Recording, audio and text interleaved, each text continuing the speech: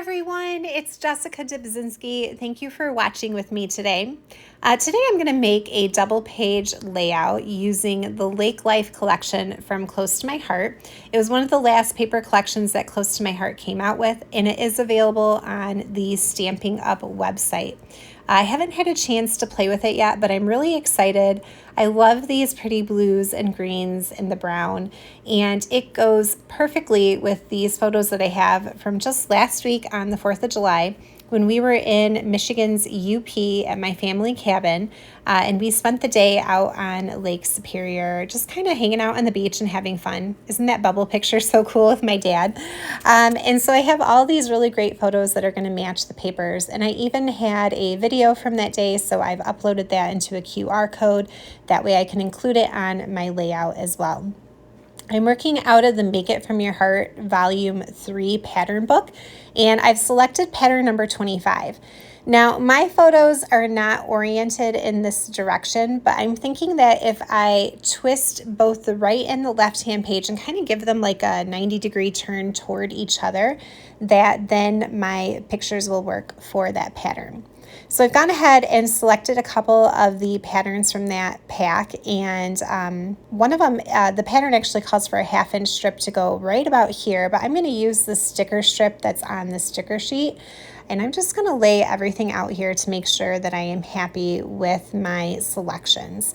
Now, I did do a little bit something different from that pattern. I cut this piece of green cardstock to mat 3 of my photos, and that's just because I printed these particular photos at home. I'm wondering if anyone else has this problem. I use the Pic Collage app on my phone to take 2 photos and print them out as a 4x6, but as 2 3x4s. And for whatever reason, when it does that, it always makes one of the photos a little bit bigger than 3 inches and the other one a little bit smaller. So I end up having to trim all of my 3x4 photos down to 2 7/8 by 3 7/8, which is fine because that makes for a nice mat. But I wasn't able to make the pattern work as it was without cutting that green piece of cardstock. So I don't know why that is, but that's what happens to me. All right, I went ahead and glued everything down. And then I realized that, okay, when I twisted that, here's what happened. Do you see these 2 squares here? I don't like the way that they are so matchy-matchy on both the left and the right page. I also don't like these 2 photos on the bottom here because they kind of blend into each other. And I'm thinking if I took that smaller one of my son and moved it to the left of my dad's picture, then that sky would help to kind of create a little bit of a break there. So I think I'm going to flip-flop those. I also realized that the photo that I wanted to be on top in my flip-flap spot here, I've glued down flat to the page. So I'm going to have to do quite a bit of pulling things up, moving stuff around, and re-gluing things. So I'm just going to carefully kind of tug on these. I'm not too worried if I get a little bit of rip on the paper down below because I am going to glue things right back down on top of that spot again. However, after all of this very careful pulling up and then moving stuff around and re-gluing it, I actually realized that I don't like the new way that I've put everything down, and I end up doing it a second time and putting everything back in the exact same spot where it originally started. This really became kind of a comedy of errors at this point in my process. And what I realized is that those 2 pictures on the bottom there, the one of my dad with that awesome bubble and my son kind of watching the bubble floating out over the lake, when I moved them around, they didn't make a whole lot of sense because my son's watching it, but then it looks like it hasn't happened yet, if that makes sense. And so also the way my dad was facing with the bubble kind of flowing in that way, I didn't want it to feel like it was floating off the edge of the page. So I ended up putting them back where they started from. And instead, I think I'm going to go to the other side of the page, and I'm just going to flip-flop that 4x6 photo there and the piece of cardstock. And so that's going to be how I address that. All right, and then like I said, I did have to kind of fix my flip-flap spot here because I wanted this picture of my son posing with his little tadpole that he found, and I wanted that to be on the top. So I'm going to go ahead and glue this flip-flap down to my page. I like to do that and then cut a slit in my page protector so that it's still interactive. And then I can go ahead and get the photo that's supposed to be hidden on the bottom down to the page itself.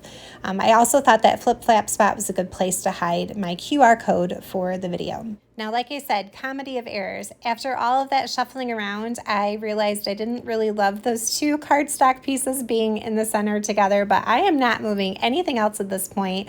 It's just gonna have to stay there, and I'm gonna do my best to embellish around it and make it look okay. All right, I did not grab the coordinating stamp set that came with this paper pack, so I'm using mostly the sticker sheet here, actually entirely the sticker sheet, to do my title and embellishment for this layout. I'm just using my anti-static pouch to pull the adhesive off the back of the sticker so that way I can be sure before I stick anything else down to this layout. I really like that one there that says the best days are at the lake. I think that's cute. And I'm really drawn to these fun hexagon stickers that are on the sticker sheet too. So again, just gonna stick them on my anti-static pouch and remove that adhesive so I can play with them a little bit.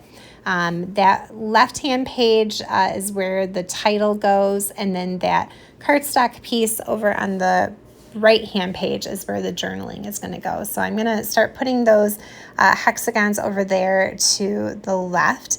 I pulled a couple of the little word stickers too. And then as far as that bigger piece with the best days at the lake, it was getting lost down where I had it because it's run the same color pattern paper. So I just glued it to a piece of white cardstock, and then I trimmed around it to give it a white border. And that definitely helped it to stand out a little bit down there on that busy pattern paper. So I'm going to layer over that one photo. Then I felt like I needed a few more hexagons to kind of finish building this. So I turned to my thin cut stash, and I had the stitched hexagons, and the one is almost the exact same size as the sticker. So I went through and die cut out a whole bunch of hexagons from papers that are in the Mix-In collection that coordinates with this Lake Life collection, and that also is available on the Stampin' Up website. And I'm just making sure to kind of scatter my colors and patterns around. I'm going to put a few more up here in that title area, some in the top right-hand corner, and then I'm also going to add just a couple below that bigger piece down that covers the photo. So, and I'll let those kind of go over from the left-hand page to the right-hand page, and I will, that way it looks like it's continuous, even though the pages will be separate in my book. So I'm going to put this one here. I like all of that. And then I'm going to also pull just a few more of those word strip stickers from the sticker sheet. I'm loving those. And I'm going to pop the word strip stickers up on a little bit of foam tape. So this really kind of came together once I was done like ungluing things and re-gluing things and moving them around and putting them back in their original spot. This page actually came together very quickly. Super happy with it and love this Lake Life collection. And yeah, this is going to be almost the last part here. My 10-year-old daughter was standing there kind of watching at this point, and I said, all right, I need like something to kind of decorate, like some kind of gems or something like that. I said, why don't you go into my embellishment and pull something out that you think will work? So earlier this summer, she had taken my big mess of like, you know, sequins and enamel dots and like all of my stuff that I have for embellishments, and she had organized them for me. So she knew right where to go look. She had something in mind. She's like, I like these blue sparkly dots. They match. And I'll be darned if she wasn't right. This is actually, these are some enamel dots from an old Christmas collection. But these dots here are in the Glacier color, which is the same color that's in the paper pack. So I put a bunch of those Glacier enamel dots down thanks to my daughter. That was her idea. And then I thought I was going to be done, but I kind of looked at it for a little bit more, and I don't know, something was bothering me, and I realized it was all that white space up there. So I'm like, do I doodle? What do I want to do? I ended up reaching for my Acorn ink and my foam tool, and then I sponged a little bit of Acorn ink just around the outer perimeter of the white cardstock.